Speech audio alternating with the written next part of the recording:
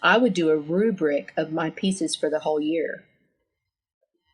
Everything from Louie Louie and the fight song and the school song and, I Want Candy or whatever it was that we were doing, one of those pieces, to our fall concert, our Veterans Day program. And I would look for pieces. I would try to program pieces that I could play more than once. Or maybe we would do a project piece. It was multi-movement. So by the end of the year, we were playing all 4 movements of Sweet Provençal. Because if it was worth playing once, it should be worth playing more than once. If not, it wasn't worth playing once in the first place. Yeah, I would plan my whole year. Now, that didn't mean that if I didn't stumble across something marvelous at Midwest or somebody bring me a little gem, I didn't mean I wouldn't try to incorporate it into what we were doing.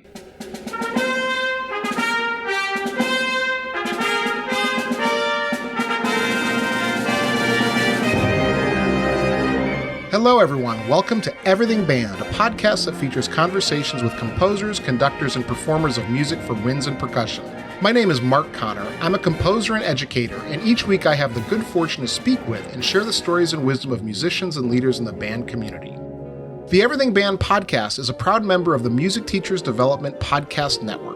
The Muted Network provides support in the form of audio-on-demand programming designed by and for music educators.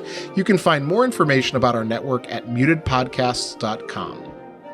Before we begin, I'd like to thank all of you for listening. I appreciate your time and hope that you are finding value from these interviews. I rely on word of mouth and social media to bring the show to new listeners. If you think you knew 1 or 2 people who might find these interviews useful, please let them know about it.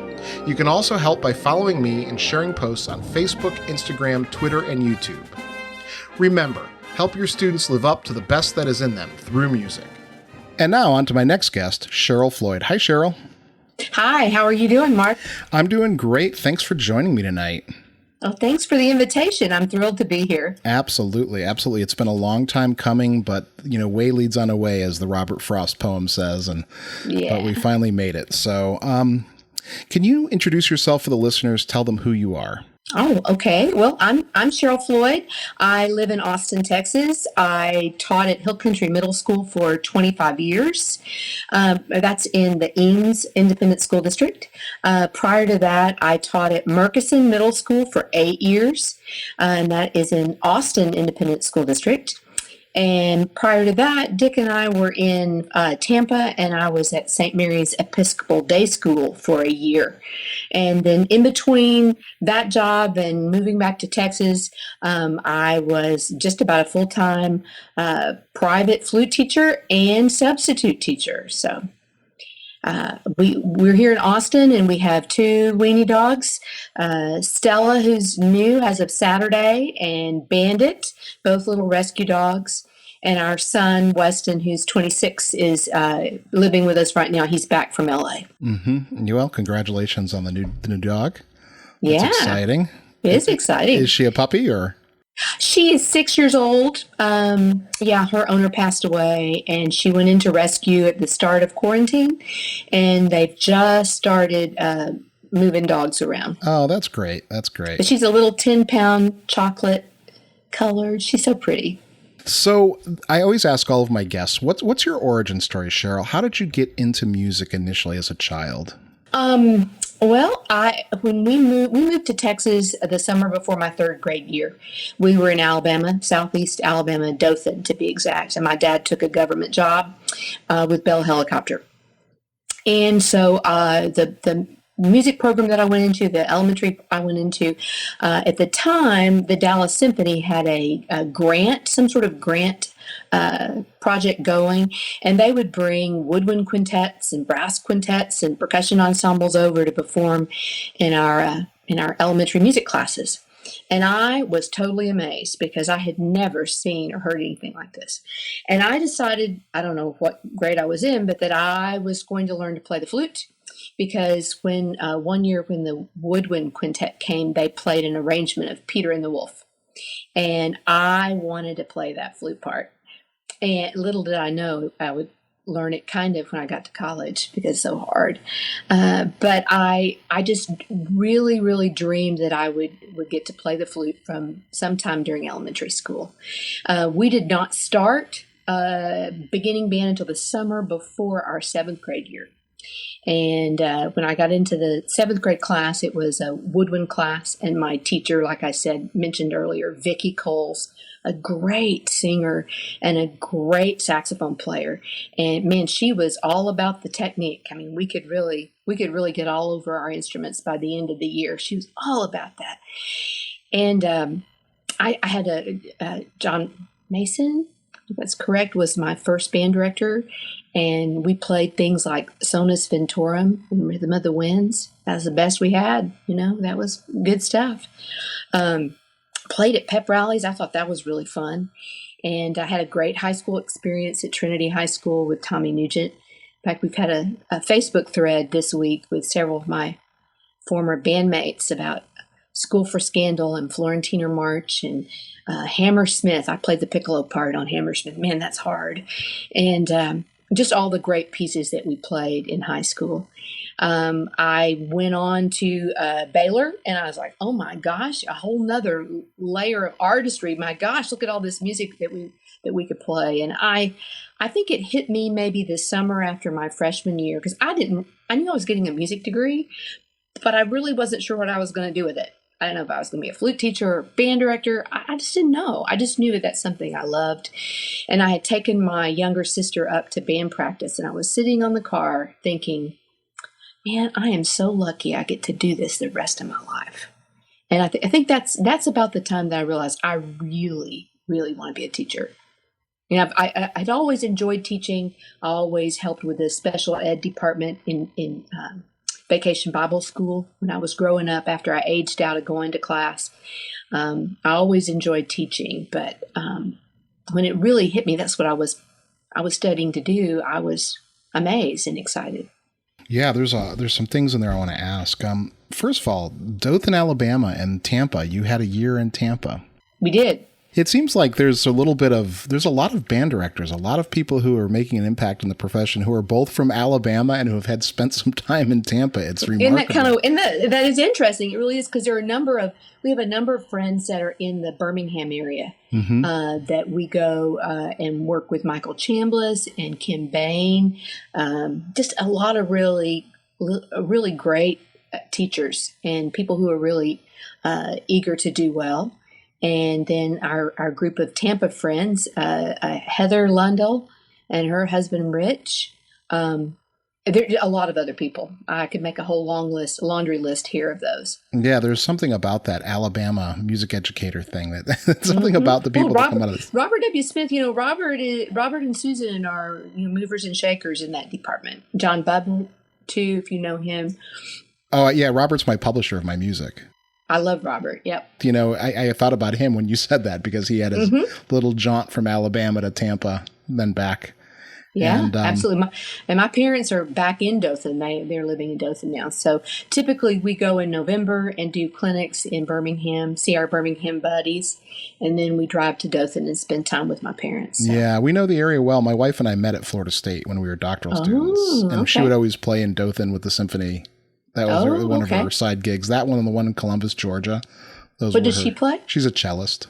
Oh, I love. If I had a choice to pick another instrument, I think I would pick either cello or the bassoon. Although I really love the flute. I used to think I would play cello too, but having lived with a cellist for the last 17 years, I have to say that I probably should have played the trombone instead of the trumpet, and I'll stick with that.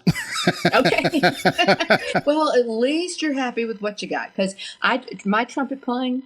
When I was at Baylor, my teacher said, I'm really glad you did not pick the trumpet. Yeah, well, I'm a trumpet player, and it's my flute playing that's terrible. Usually that's the way it is, I tell you, with flute beginners, I have more struggles with them than any other beginner in my band. They just have to hear it played. You got to get somebody in your 8th grade class that has a teacher will let them sneak out and come help you. Yeah, it's a tricky instrument to get started on. Mm-hmm. I agree. I think the brass and the clarinet are both easier than that. Now, the clarinet has problems later, as we know. Right. You have a whole nother instrument about December, so. Yeah, right. Well, yeah. I only meet twice a week, so it's more like October the next year. Oh, okay. All right. Yeah. I start 4th graders, and so it's a slow grind with them. It's just a slow as it burn. should be. Yeah. Yeah. No. And there's no hurry. There's no hurry. Excellent. Yep. So, you mentioned that you knew that you wanted to be a music teacher after you finished your degree, but when did you know that you wanted to be in music? Was there a point in your high school or a teacher or something that made you say, I really want to go get a degree in this? Mark, I loved everything about playing the flute. I loved everything about being in band. I couldn't imagine not doing that my whole life. Once I got to, we did band 7, 8, 9 in a junior high setting.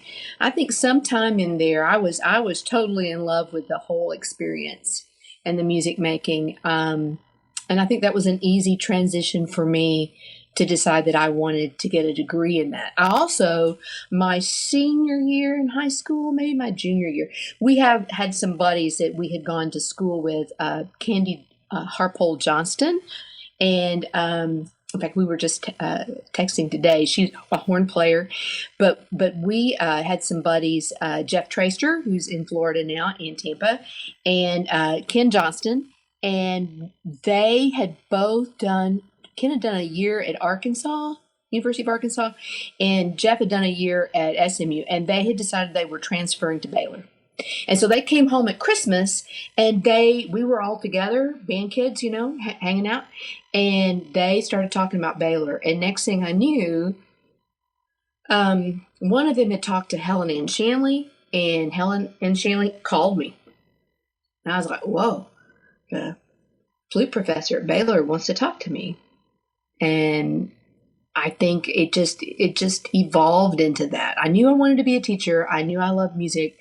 Again, I was amazed that I could do both of those things. Mm-hmm, mm-hmm. And as much as I love playing the flute, it was a natural fit for me. Mm-hmm. Sure. I was the same way. Both my parents were teachers. And so I always knew I was going to be a teacher. It was just a question of whether it was going to be history or music in the end. Oh, really? Yeah. Neither of my parents my mother kind of played the piano a little bit. My dad's a great singer, but not trained at all. Neither have college degrees, but I love to stand next to my dad at church because he's a great singer. And when I decided this is what I wanted to do, they were totally 100% behind me. Yeah. It's mine were too. It's interesting how when you read the books on the psychology of music and with children, and young children want to just feel excited and they want to feel that they're excelling at something. So mm-hmm. that positive reinforcement. And I think about those moments when I was a young person or a child singing in church, and my mom saying, "You have a good voice," or when I got the trumpet home and one of my older brothers said, "Oh, that sounds pretty good." Or those little moments yep. mm-hmm. that propel us along. And I try not to get on my little soapbox here on this podcast too often. But as teachers, we have to remember that, that encouragement when they're young is really important, and I know you were a middle school director. By that point, we're in sort of a different cognitive stage, but especially, I teach elementary kids. It's really important to just be encouraging. There's nothing wrong with playing a wrong note when you're 10. Yeah, that's right. Well, you better play it when you're 10 than later on, make those mistakes early. Well, I'd rather fix them when they're 12 because they still love music than to squash it when they're 10. That's right. You're right. So anyway, that's my little soapbox moment for the episode. No, I just got an email just about 2 weeks ago from a young man who's going to be the head drum major at Westlake High School, where mm-hmm. my kids all go with Carrie Taylor, and he said he was telling me that he had made head drum major, and he wanted me to know that, and thanked me profusely. He was so sweet about it, and he said, "You probably don't remember this, but we used to teach them, we trained them to be student leaders, mm-hmm. so that if we were off campus with the sixth graders or whatever, that they could still have band." And maybe they only did the warm-up and the scale drill and the march, but they could get through those things and have, with a substitute in the room, they could get through the rehearsal. There were 2 or 3 each year that we would train to do some basic conducting and that the kids looked up to as leaders. And he said, I was one of your student leaders in 8th grade. And at one point you said, "Jackson, you're going to be a drum major one year." And so he was so, and he was a great leader in 8th grade. All the kids looked up to him. I thought, this kid's got what it takes. So pretty cool. He remembered that. He remembered that. I always try to remember to give a kind word to the kids when I can. Just the little things.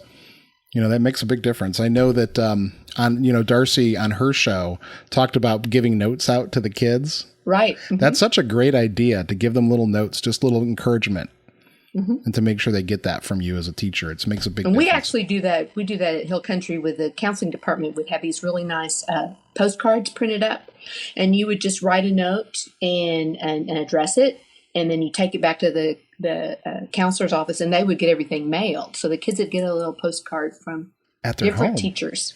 Oh, that's so cool. That's a great idea.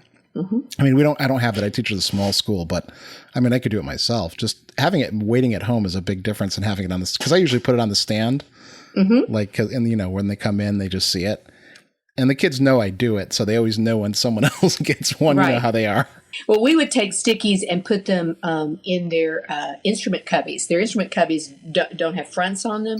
So we would, if it's their birthday or, they'd done something special or they needed to pick me up, we would do that there too. Yeah. That social emotional part of the equation. Yeah, absolutely. So let's get into this a little bit more. So we don't really need to spend a ton of time on your background, but can you just briefly talk about what your program was like, and sort of like maybe just take a quick run through of your teaching as it evolved from your first couple years to now?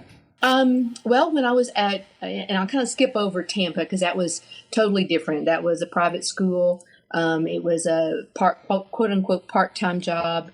I have some funny stories about that. If we have time, I can share those with you later. But we came back to Texas in December of '83. Yes, that'd be right. I signed up to sub in Austin. I subbed everywhere. And so I knew where all the jobs were and what jobs were going to be open. And so I got to know the principals and all of that. So when the Murchison position came open, I, of course, applied for it and got it. And the first 2 years, I was the only band director. Thank heavens for my husband who could, steer me in the correct direction, keep me out of the ditch. And my principal that hired me was amazing. Selena Cash was terrific. So yet another female role model for me, which I thought was really amazing. So I had 2 years where we were pretty, our boundaries didn't change, but at the end of the second year, they opened a magnet school in South Austin, and just about every single kid at our school went to that school. So the third year I taught, we had a totally different makeup. Totally. Probably, I think it was 70% of the kids on our campus were free or reduced price lunch, qualified for Coats for Kids. They qualified for eyeglasses, all of that. And it was totally, totally different and a totally different background. And then we had, then they redrew us. We went to a middle school concept, and they decided that I could have an assistant. And my first assistant was Kevin Sedetall. Heard of him? For real. And I'd gone from 100 kids in the band program because the school was so small to over 300. And we literally had no place to put instruments, or we didn't know what we were doing. And somewhere in there, I guess it was about the end of my 6th year or so, this is kind of a little segue into the commissioning projects that we did. But I kind of did, the first step was that Bob Margolis asked me if I would premiere Portrait of a Clown, because no one had done that. And that if he would do that, he would put my name in the program notes. And I thought, well, that's cool. I'll do that. And so, whatever. And I was like, I was already on the beat for whatever the new music was. And so he sent me the parts, and I was like, oh my God, this is like manuscript, because this was pre-Sibelius and all that. And teaching little kids to read manuscript is hard, but we did it. And then the next year, my second group was going to do Portrait of a Clown for festival, and we did Fortress. with the top group, which Frank wrote that for my brother-in-law to I think to apologize, he says sometimes. So we were working on those two pieces, and Dick said, why don't you, CBDNA is going to be here in Austin, and Frank's coming. He's at Trinity University in San Antonio, and why don't you invite him to come and talk to your kids? So, Mark, I picked up the phone, I called him, and he said, sure, I'd be delighted. So he comes in on the appointed day. I'm a nervous wreck. And my music supervisor's in the room. And the kids think the music supervisor is a composer because he's the old guy. Because, composers are either really old or dead, right? And according to them. And they didn't know who Frank was until Frank sat down at the piano and started playing all the tunes that were in the songs. And that was one of those kind of moments, like we talk about the beginners when they hear harmony for the first time, like in their room, in their classroom. That was one of those moments for me that kind of hooked me on that. So then I decided that I wanted to do something to honor the first group of kids I'd had from 6th grade through 8th grade. And mostly in Texas, we start them in 6th grade and not before. There's a couple of places that do, but by and large, we start in 6th grade. And so Dick said, well, why don't you have a commission? Why don't you see if you can do a commission? And so I talked to the kids about it. And of course, kids like who they know. And so they knew Frank. And they said, well, let's ask Mr. DeKelly to write us a piece. So I thought, well, okay, that sounds good. So I called Frank and he says, he's too busy. And I was like, what? And he called me back in a month and asked me, he said, have you found a composer yet? I said, no. And he said, well, my schedule's opened up and I want to do it. And I swear if that had not happened, none of the other pieces would have happened because he was so amazing. And he was so nice to me and so nice to the kids and came to Austin for the premiere and all of that. It was an amazing experience. Absolutely. Yeah, well, let's follow this story. I have lots of questions about Texas and teaching and all those things, but let's talk about finish the commissions. So Richard was saying that you've had 12 or 14? I really have 10 that were true commissions that we funded, and we did the official premiere and all of that. And we paid for everything, brought the composers in, all that kind of stuff. There are 3 consortium commissions that also are tagged into that. I like to include them. Sure. Can you talk about some of those? What were some of the notable commissions? Well, with middle school kids, with kids the age you teach too, once you do something once, they want to know when you're going to do it again. Mm-hmm. So we had such a great time with Frank that the kids were like, well, who's going to be our composer next year? And so, of course, I already had the bug, and I went to work. Bob Margolis wrote Renaissance Fair for us. And then Dana Wilson sang for us. So there were 3 years in a row, and it was one of the most amazing things for me to do that with the kids. When I interviewed for the Hill Country job, the associate superintendent, she asked me, she said, I understand that you've been doing these commissions, and we really want you to bring that project. If you take this job, we want you to bring it to Westlake. And so, the door was open for me right there. It's interesting, too, I think, for the first 3 pieces that when I was at Murchison, we paid for those pieces selling jams and jellies and poinsettias and stuff. Yeah, the usual programs, the greatest hits. Game. Yeah, that's how we paid for those pieces.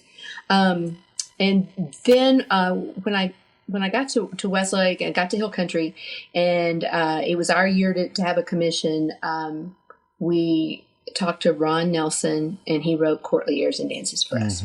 Wow.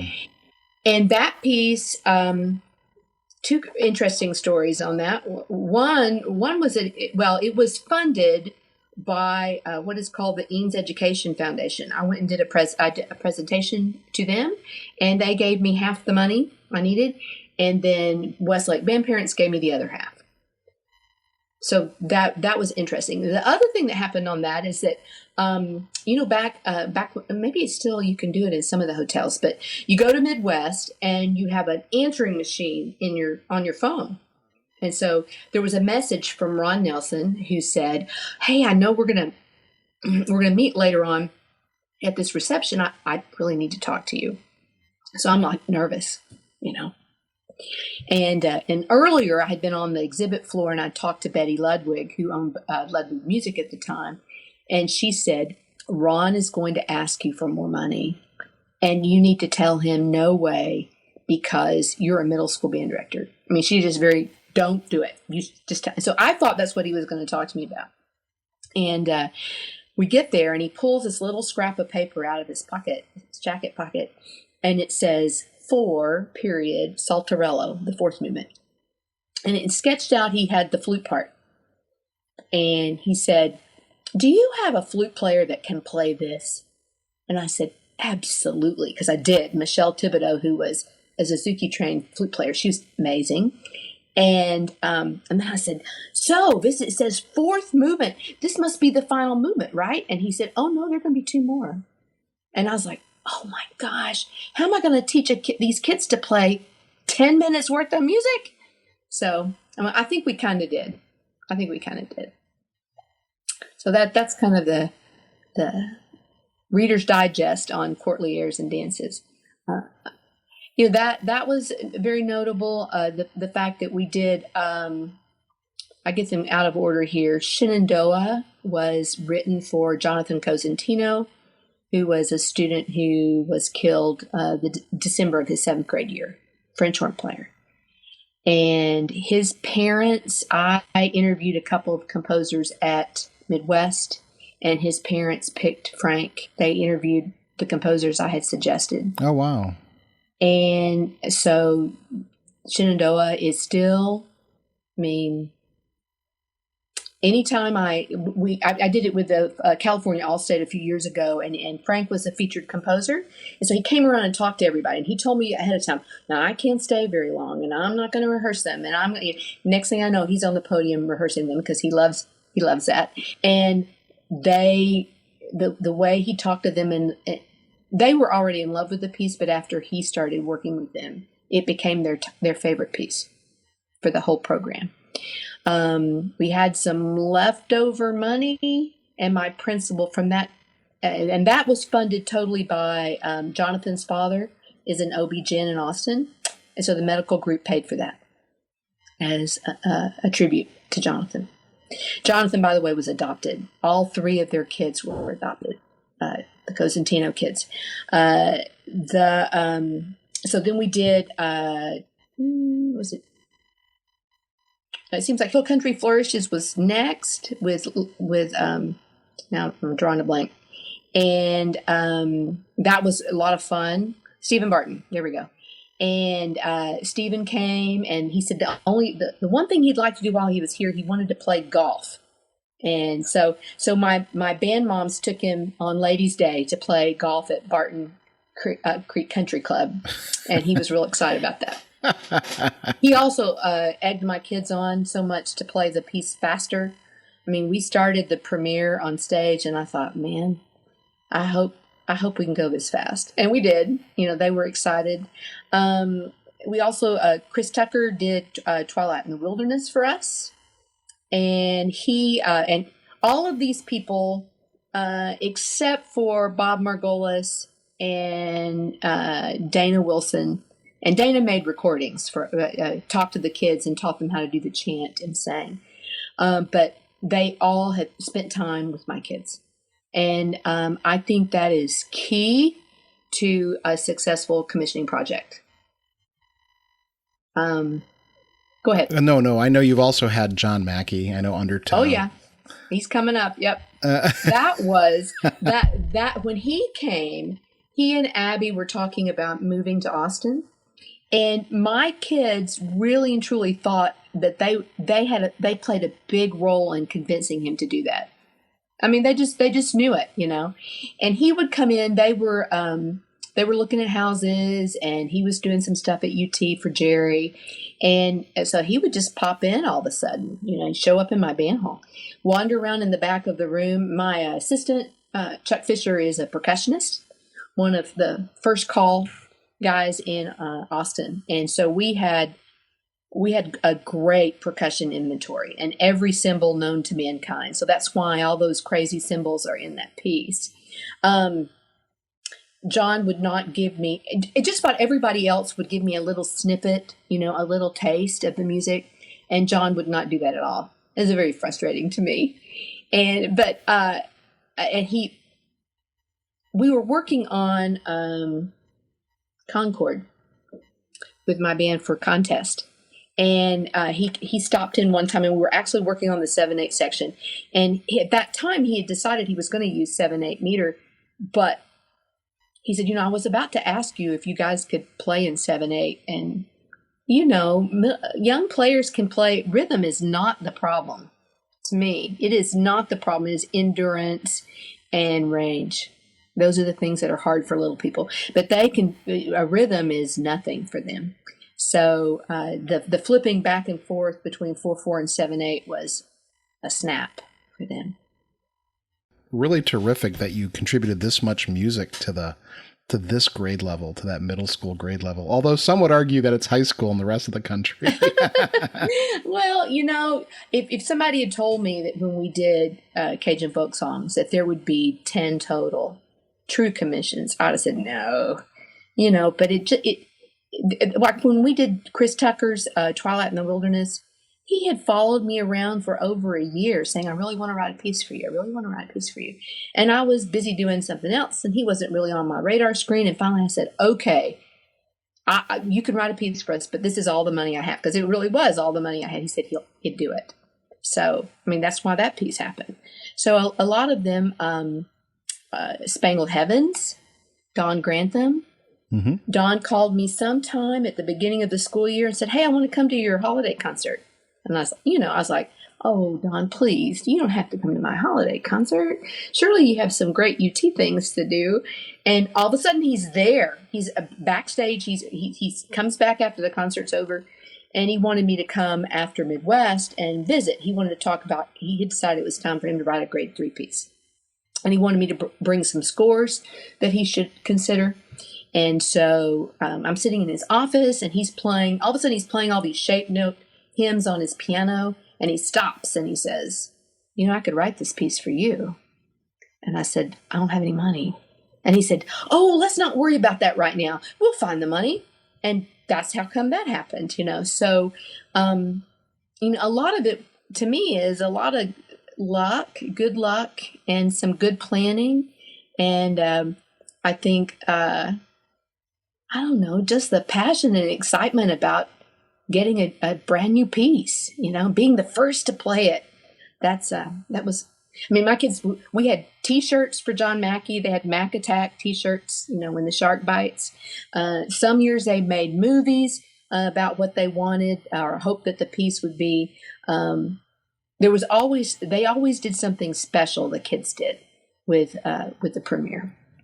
Well, as a composer and a band director, I appreciate both sides of that equation. And Excellent. It's always exciting to collaborate on both ends, to bring new music to life. And I think that's one of the things that makes the band community special, is his willingness to embrace composers in a way that's different than almost every other concert music category.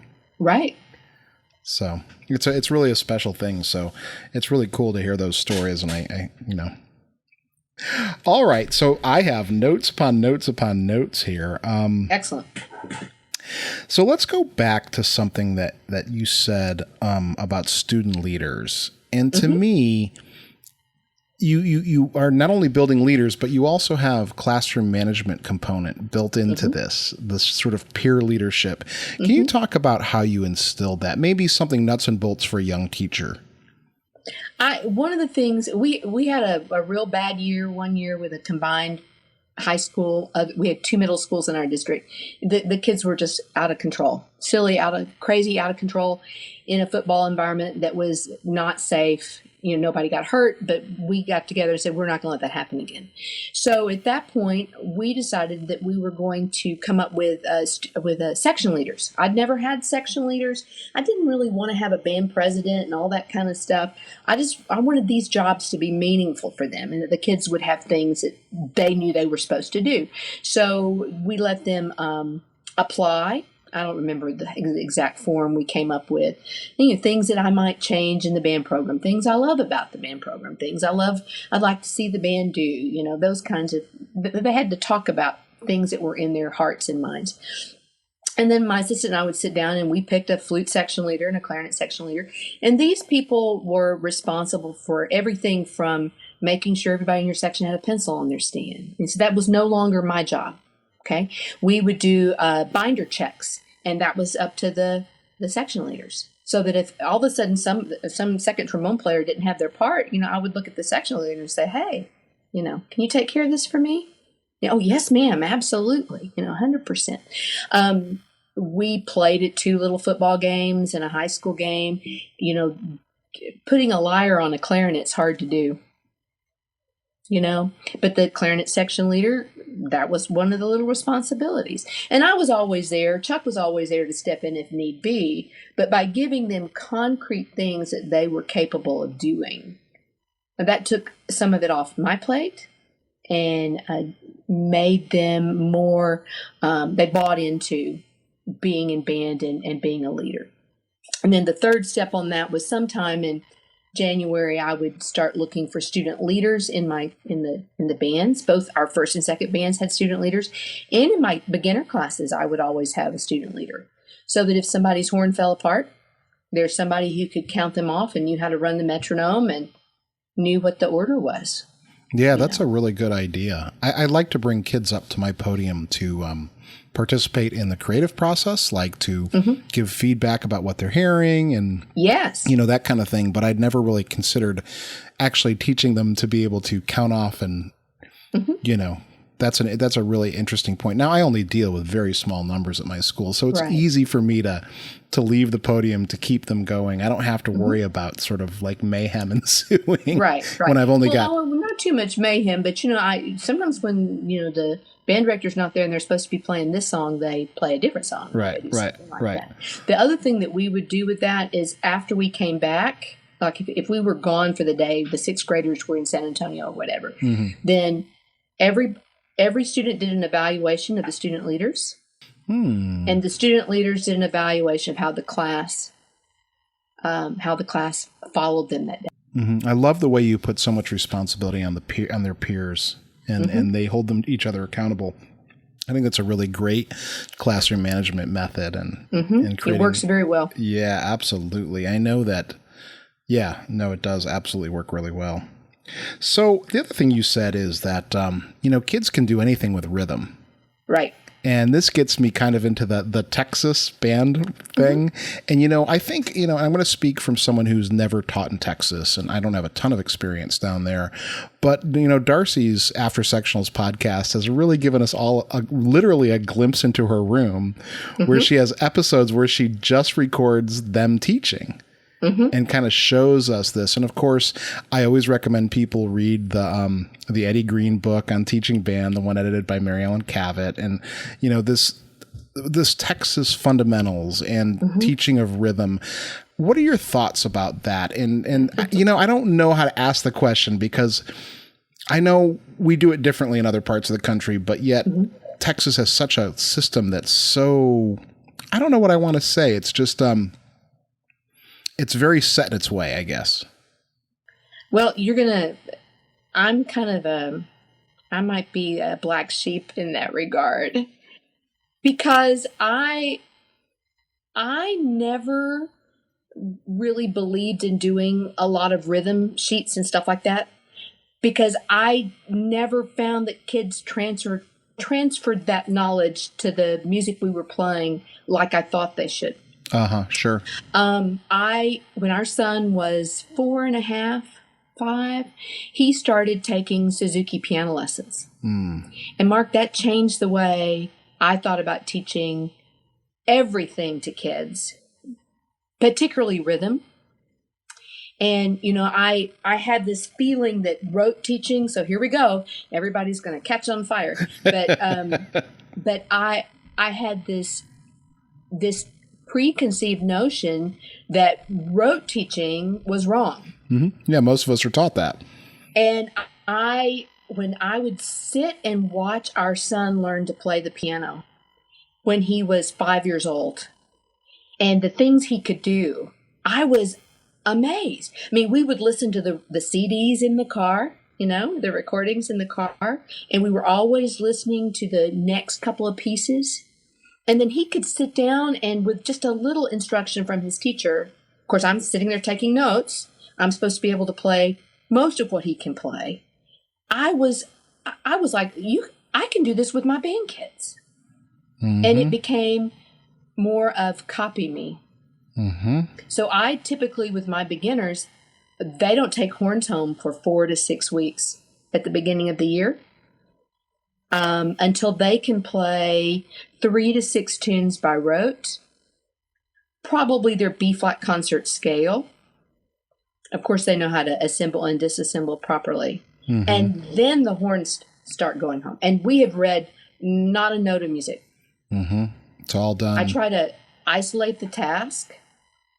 Somebody says, well, how do your kids learn to sight read? My kids are really good sight readers, really good.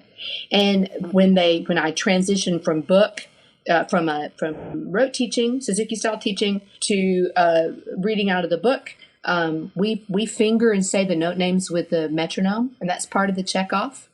I've never had a kid. Some kids will come in and say, "Oh, my elementary teacher said I would never learn to read music." I thought, well, how terrible is that?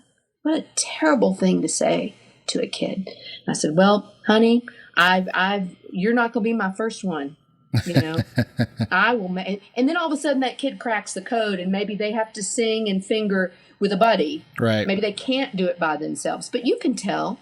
And then I stand behind the kids when we start reading out of the book. I don't stand in front of them. Because have you ever noticed they look at your shirt like the notes are printed on your shirt or something, And so I stand behind them. We play in the 7th and 8th grade concert bands a ton of music. I'm not kidding you. I mean, we probably play 30 pieces a year. And, I think when you let smart kids, when you let them go, you give them good fundamentals and you let them go, then they're going to run with it. So why do we dumb down the music to the group that learns the fastest? I never understand that. But I, as far as like rhythm sheets and that kind of stuff, I would do, was it 240 sight reading tunes? It's 200 and something sight reading tunes. Mm-hmm. Yeah. And, we would read those in class, on Tuesdays and Thursdays. We would do that during our warm-up. But, it would be who wants to play. And I really tried to keep that Suzuki thing going, too, that, who wants to play? And everybody's hand goes up, not just one or two, If it was particularly hard, they'd call for somebody who was a great player. Mm-hmm. Sure. Let Jackson do it. Let Jackson play that one. But I just... my rhythmic skills were, I want them to be exposed to a lot of rhythms. I want them to be competent in how they problem solve, just like your little ones are. Mm-hmm. If 1 lolly, 2 lolly, 3 lolly, 4 lolly works for you, great. If strawberry, blueberry, blackberry jam works for you, great. I want you to be able to go home and look at your music and be able to figure it out on your own.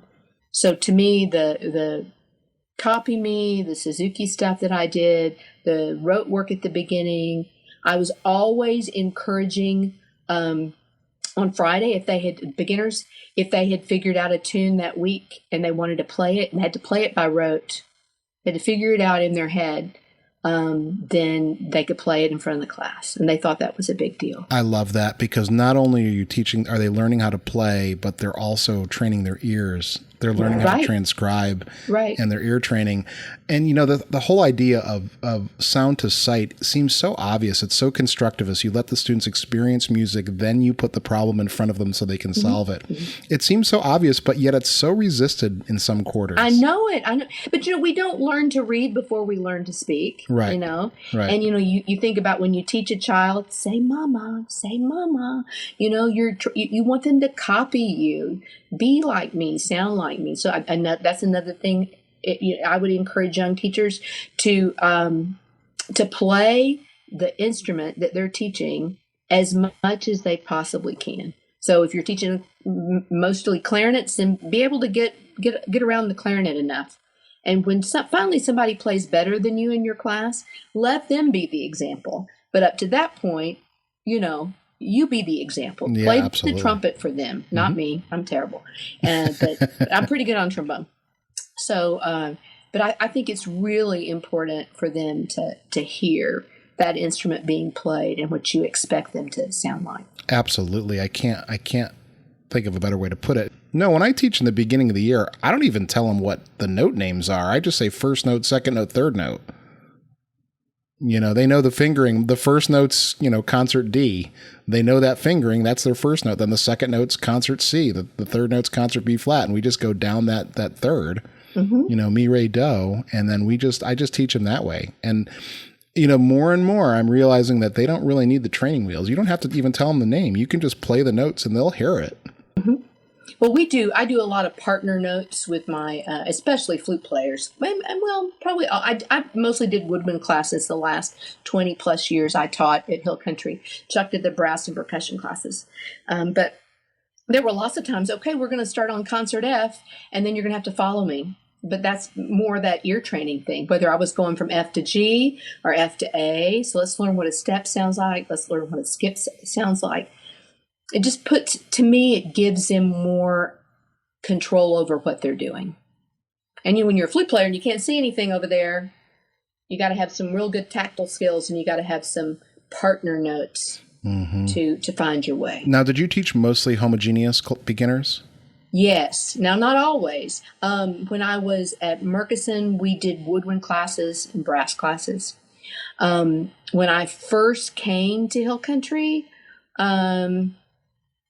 I think we were in like instrument classes at that point. I did have a couple of classes that would be mixed. There were a couple of years that, because of all the kids that were, taking geometry in sixth grade were had to go to the high school first period or whatever, so I would have some mixed classes.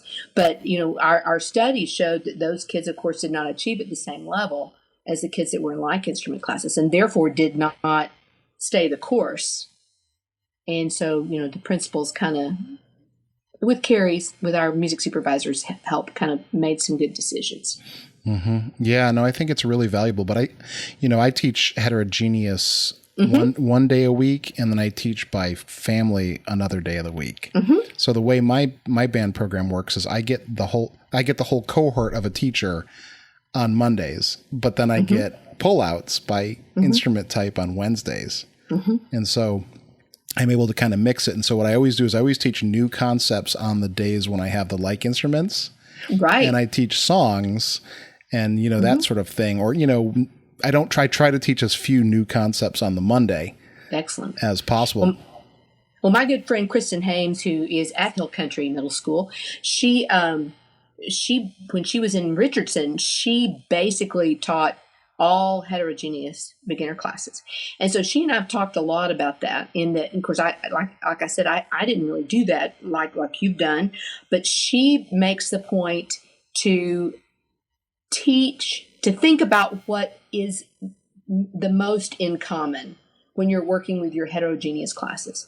Okay, and you have to teach them how they're going to use their air, how they're going to sit up, all these things that everybody has to do.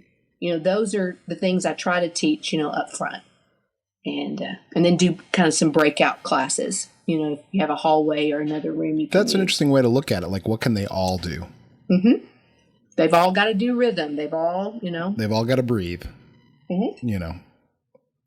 Yeah, that's interesting. You have me thinking about it a little bit. I think next year might be the first year I'm not going to have any heterogeneous because, ironically enough, because we're cutting the numbers of kids that are moving around the hallways, I'm going to have smaller groups. I'm going to see more contact hours, but fewer students.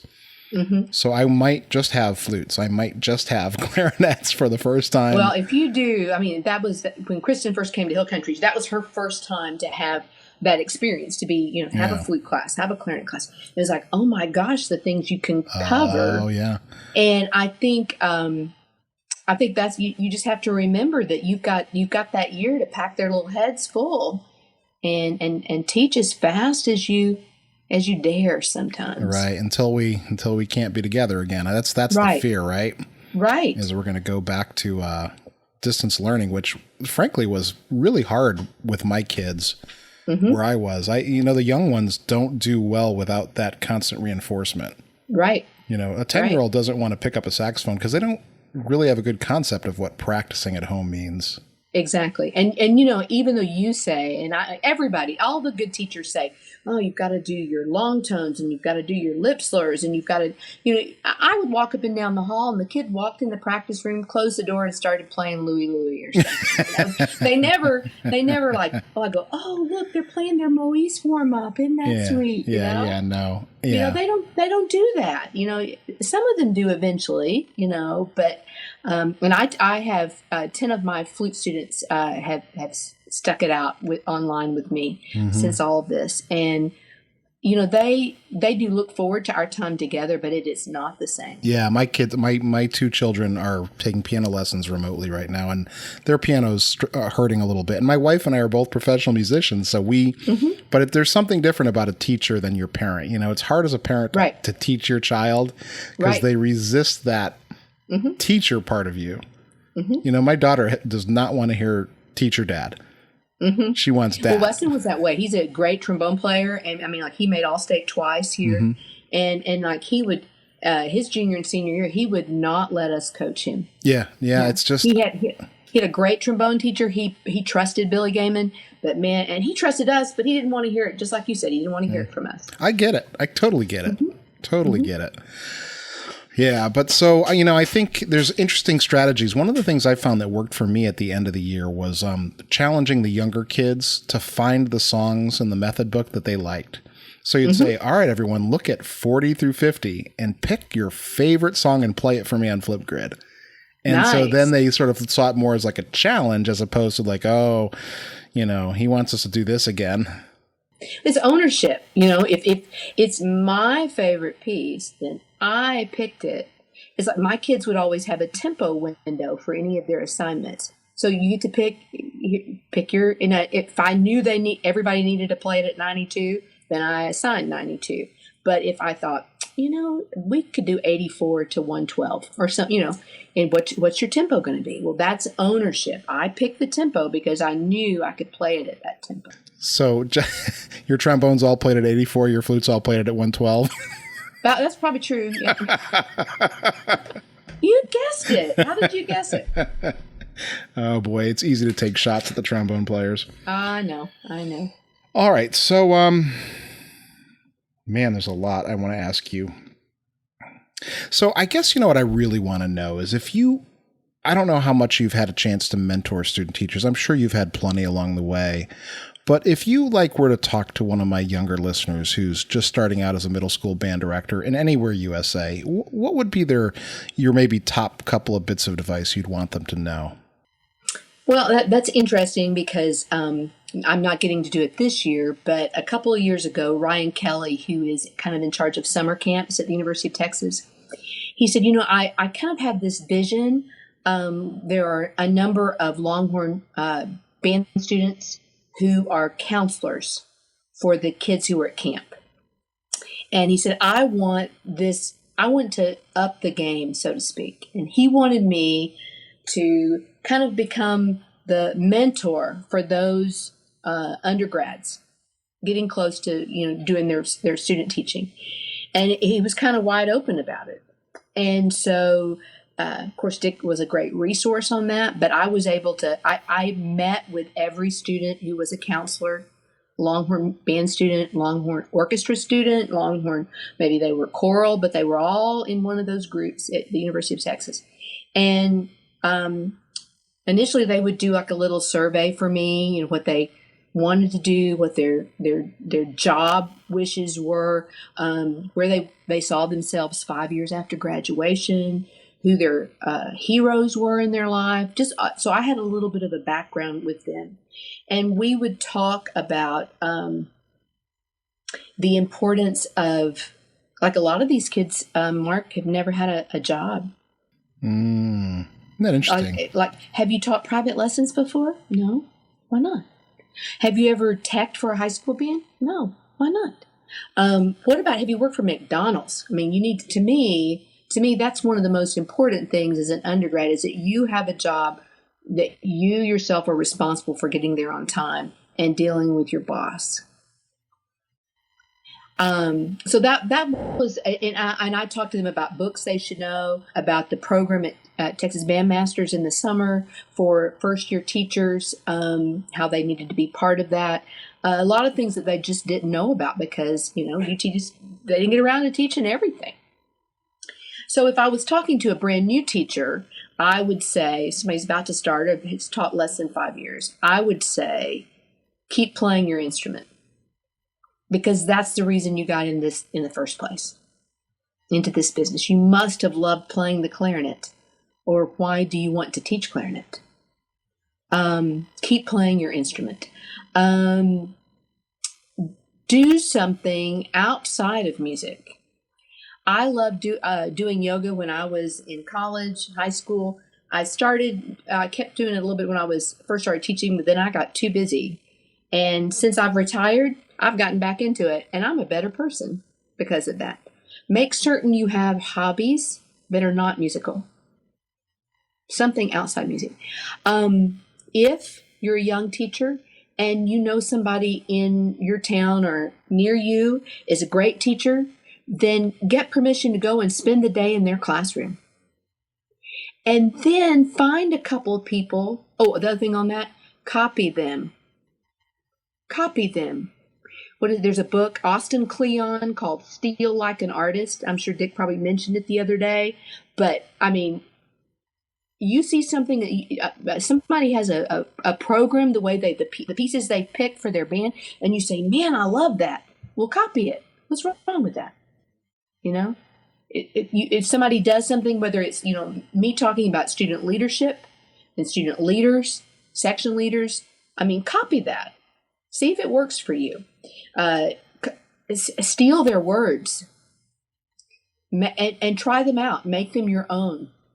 See if it, when I'd come home from music convention from TMEA in February, my kids would be like, oh man, she's been at TMEA again. Now she's going to try out all this new stuff on us and make us do it different. And, I would find that some of the things stuck and became part of me and part of what my kids did, and some didn't. But copy. And then find a couple of people that are great teachers that you trust and have them come in and watch you teach. Now, let's say you live in a little bitty town, in a rural town, and you can't get people in. Well, you sure can record yourself on your phone and ask those people if you can send those recordings to them. Oh, that's a good idea. And sometimes they might charge you, and you should pay them something. If they're going to watch your, sometimes they'll just do it because they love you. But it's back to the, asking Frank to write a piece for me. Typically, if you call a composer and want to ask about the piece, if anybody ever called you and asked about any of your music, you would talk to them.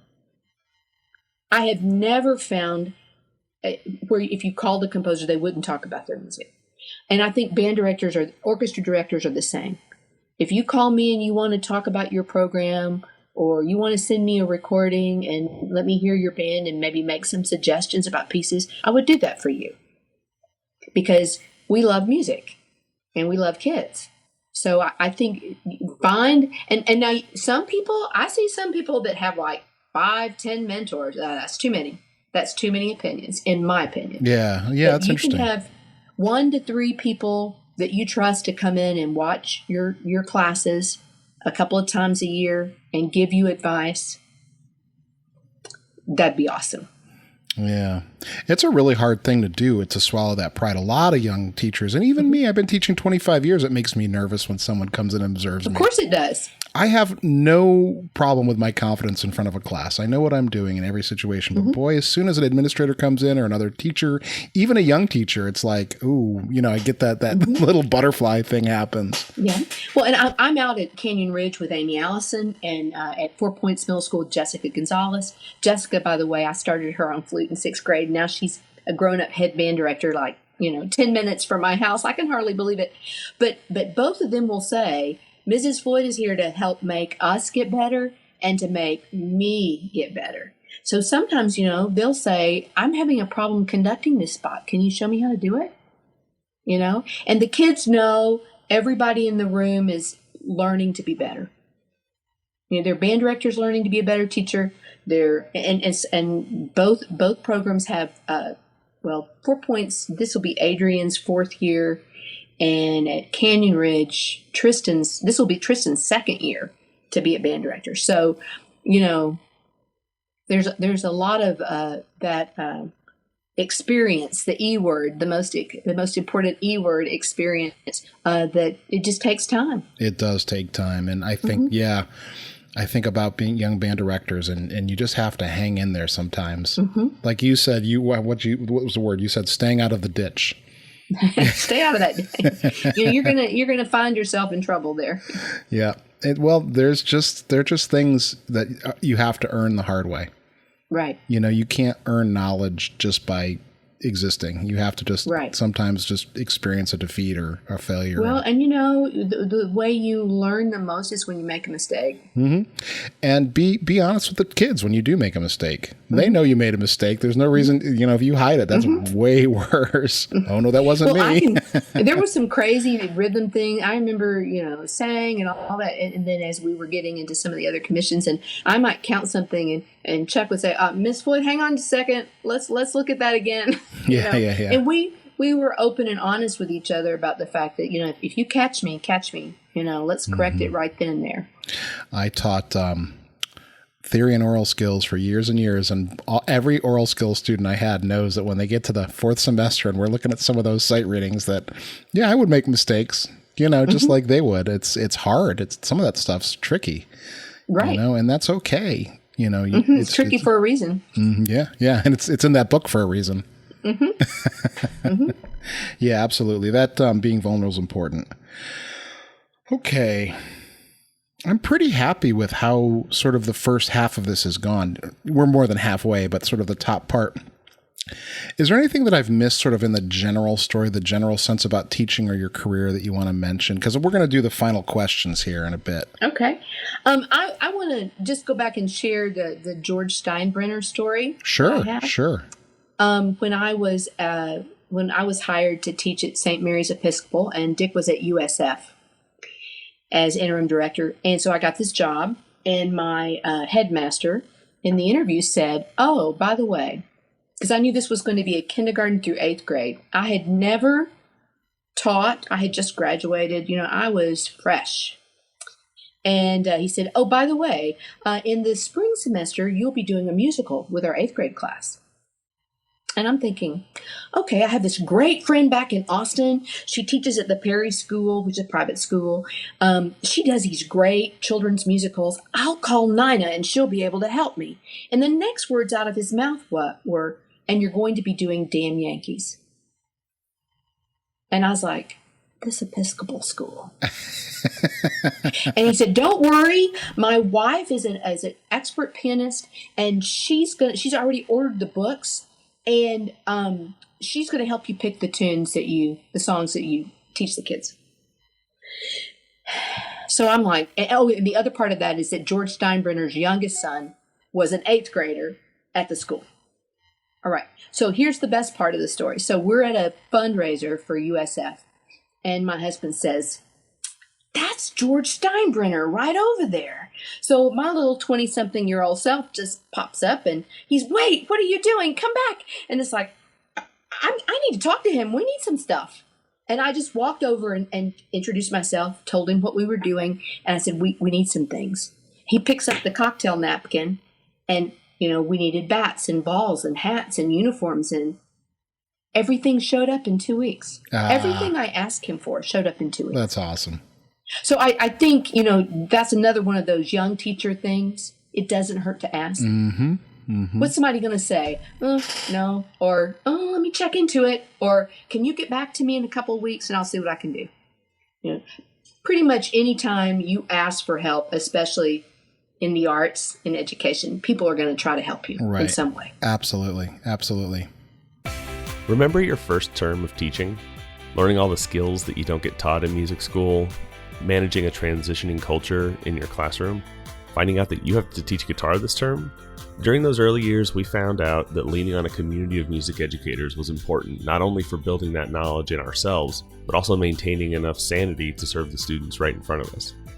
Amused is a podcast centered around a community of music teachers. Between the four of us, we teach choir, band, orchestra, general, jazz, and marching band at the elementary through collegiate levels.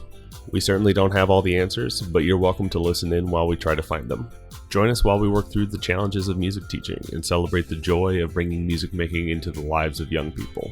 In each episode, you'll hear stories, both good and bad, about that week of teaching, and we'll try and tackle an issue that one of us is struggling with. Something we're all taught is that music brings people together, but being the only teacher in your subject at a site can be really isolating. We think everyone ought to be a part of a community, and you're welcome to come join ours. Episodes come out on Wednesdays during the school year, and you can find us wherever you get your podcasts and at amusedcast.org. All right, Cheryl, we're going to do these final questions I ask everyone. Okay.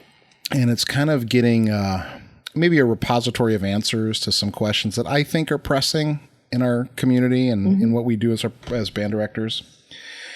And the first of these questions is, where do you draw the line between healthy and unhealthy competition in music?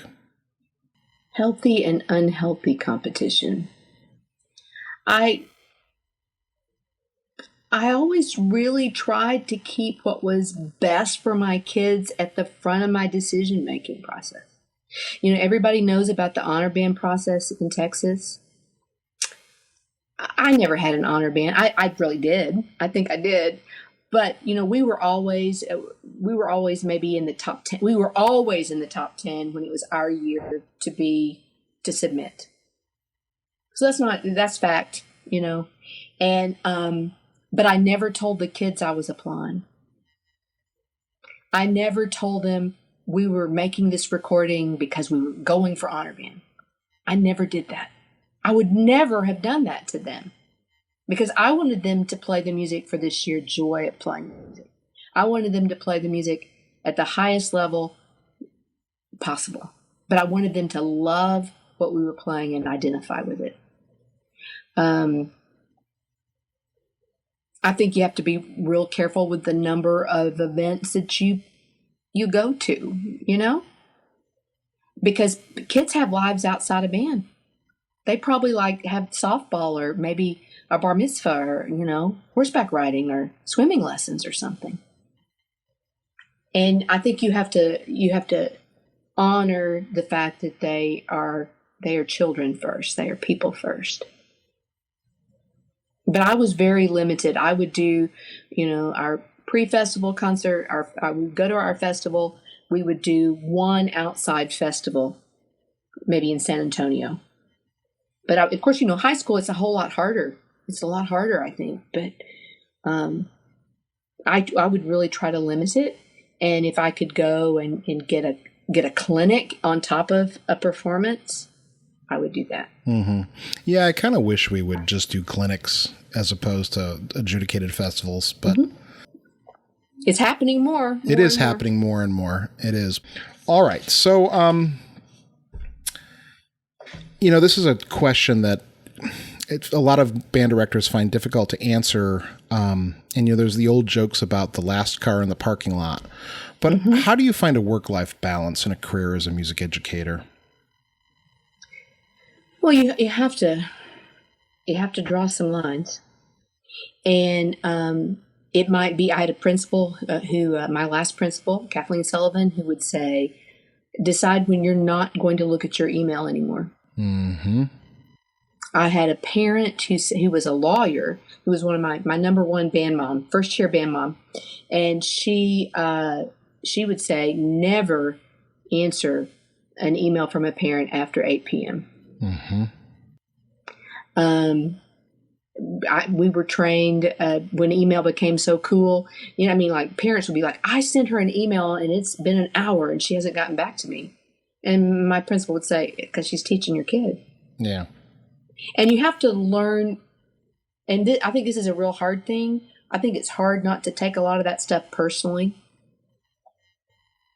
but develop some thick skin and realize our pastor always says, hurt people, hurt people.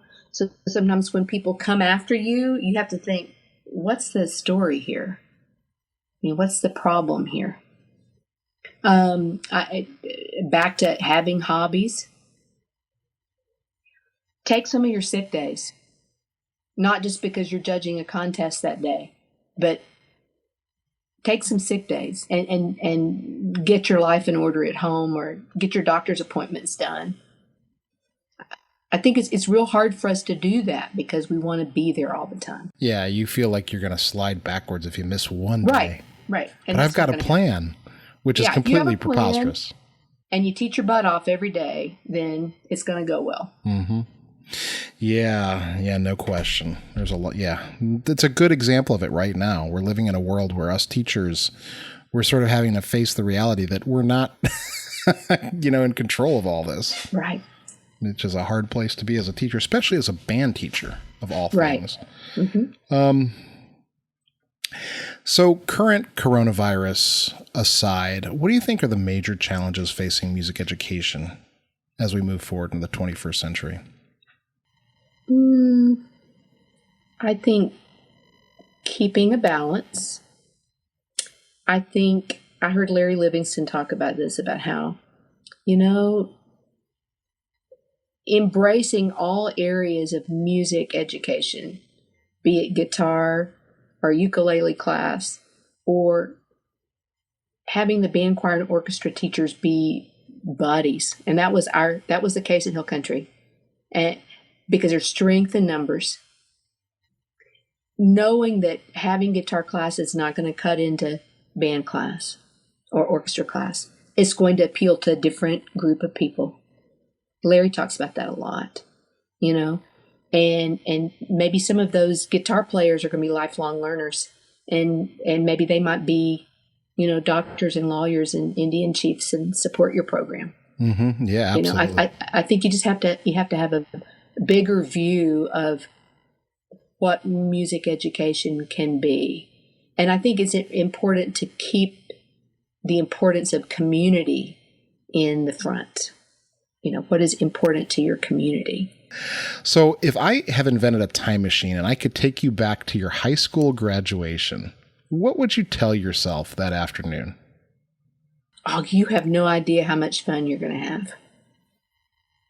Because I really do feel that way. You have no idea what doors are going to be open for you. And keep your eyes open, Don't be so hard on yourself. Mm-hmm. Forgive yourself when you mess up. Yeah, that's all good advice. And ask people, older people you trust. Ask them for guidance.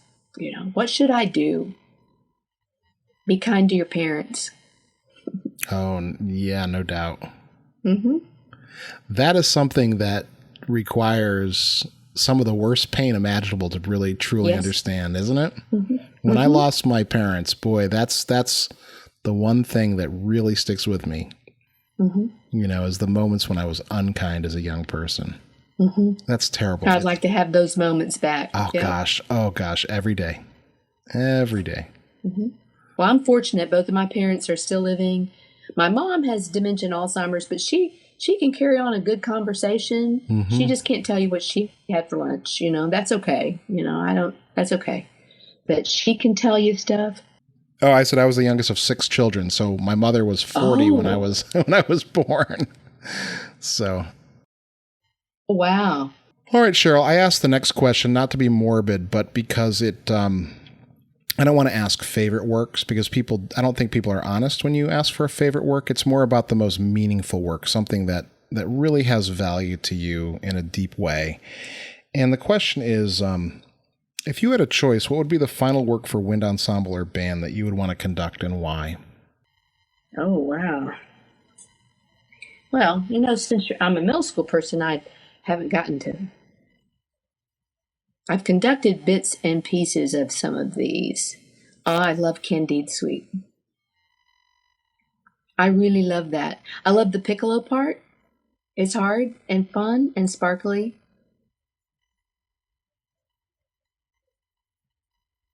I don't know why I'm thinking about that so hard. If it was something that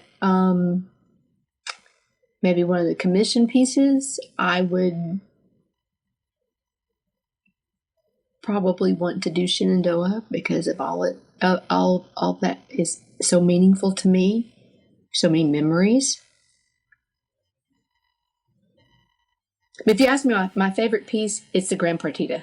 Yeah. Well, I had a Netherlands recording of that, and I thought, my gosh, that has got to be the most amazing thing I've ever heard. Hey, your husband brought it up last week. That was one of his too. Mm-hmm. He said Grand Partita. We talk about that piece all the time. Yeah. No, I listened to it a lot. And I think I listened to it just for that moment with the oboe hanging in the air. Oh, well, there's that. It's just so exquisite, and I mean, that's a famous scene from Amadeus is off that moment too. So, yeah. Mm-hmm. No, that's a terrific piece. I told the story to your husband that when I was in college, my music ed professor passed away from cancer. But when I was a freshman, we did one of the transcriptions of the Crown Imperial by William Walton. And that was my graduation song. He was so excited after one rehearsal that he said, "Oh, I love this tune so much that when I die, I want to have just conducted this, take my final bow, and then expire off stage." And that's exactly how he put it. Oh. And then 2 years later, he had passed away from cancer. We're doing his memorial concert, and we got to Crown Imperial, and it was just unbelievable. I still can't hear that piece and not cry. It's incredible how much it like resonates. So it's a great piece, but I don't listen to it much. yeah. It is a great piece. You're right. And I think I hear it. I think graduation and Westlake High School uses that to graduate to as well. So you have a very different memory of it. Yes. Yeah, it's a different interpretation. Yeah, it's a celebratory piece. It's a coronation march. So yeah, absolutely. All right, this is an odd question in the middle of a global pandemic, but is there anything coming up that you'd want to share or promote? Well, my husband's book is coming out, 7 Deadly Sins of Music Making, so we're excited about that. There's just so many things that are on hold, Mark, really and truly. There's the Music Achievement Council. I'm kind of part of that. Marcia Neal is the person who's in charge of that. You can start looking for some really great advice, some publications over the summer. And of course, Yamaha has a great blog. If you haven't been to the Yamaha site, that's an amazing source for young teachers, older teachers too. I think stay on top of what your state is publishing. Keep an eye on Facebook. Keep an eye on the Music Achievement Council and the Yamaha stuff. We've got some studies coming out of Colorado, right? Colorado, Maryland. We've got a lot of good information that's coming up to help us make wise decisions for our children and for music. Right. Absolutely. Yeah, it's vital that we stay on top of these things and we know the latest. You can't say, "Well, I can't plan because I don't know what's going to happen." I think, as Dick says, you got like plan A and plan B and plan C, and you just keep coming up with ideas on how you can be on your school's planning team so you're not left in the dust. All right, Cheryl, how can people get in touch with you? I'm on Facebook. And so they can message me that way.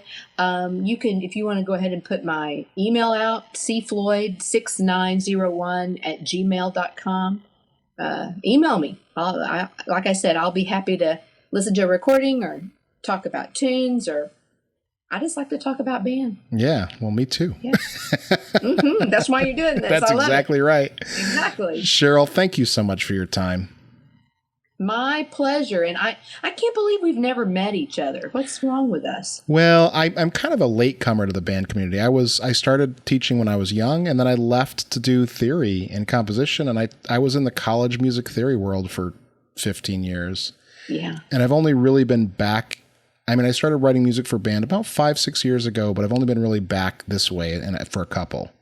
Okay. So I kind of feel like I have a lot of teaching experience, but I'm sort of a newcomer to to this particular realm of it. Well, I'm sad that our paths haven't crossed. I'm certainly until now. I'm thankful that we did get to meet each other and have this conversation, and I hope it won't be the last one. Oh, thank you, Cheryl. I really appreciate your time. My pleasure.